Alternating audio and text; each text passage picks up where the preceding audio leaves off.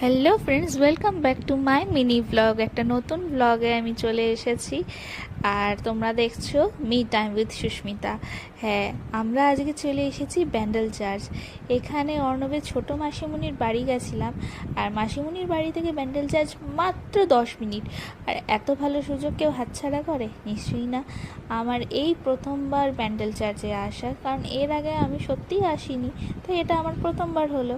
আর এন্ট্রিতেই এত সুন্দর একটা স্ট্যাচু, আর ভেতরে সত্যি বলতে এত সুন্দর ডেকোরেট করা আর এত সুন্দরভাবে করা এই স্কাল্পচারগুলো আমার ভীষণ ভালো লেগেছে। আর সত্যি বলতে এখানে যেহেতু একটা পিসফুল এরিয়া, তো সবাই সেটা মেনটেন করছে, সেটাও দেখে খুবই ভালো লাগছে। তো চলো একবার চট করে ঘুরে নিই আর দেখে নিই এত সুন্দর জায়গাটা। আই এম শিওর তোমরাও কেউ অনেকে এসে থাকবে, বা আমার মতন কেউ হয়তো এখনও পর্যন্ত আসোনি, আমার এই ভিডিওটা দেখে চলে আসতে পারো।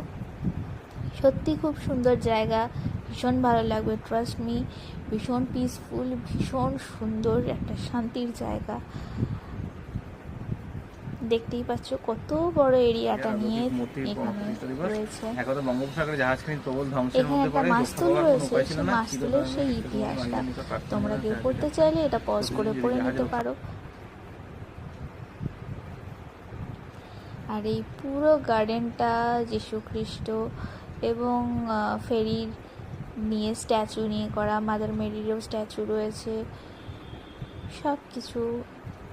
এটা হচ্ছে মেন চার্চটা। এর ভেতরে একটা মিউজিয়াম টাইপ আছে, একটা বুক লাইব্রেরির মতন আছে। লাইব্রেরি না, ওখানে বুক বিক্রিও হয়, কেউ চাইলে কিনতে পারো তোমরা।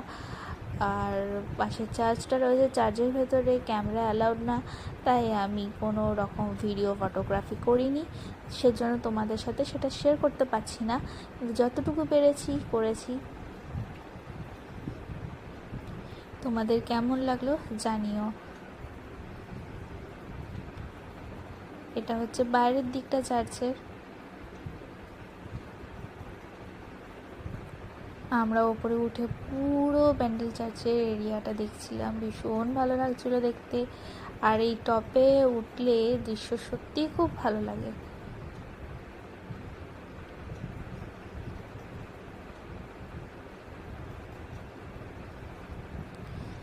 দেখতেই পাচ্ছ, আরও ওপরে উঠা যায়।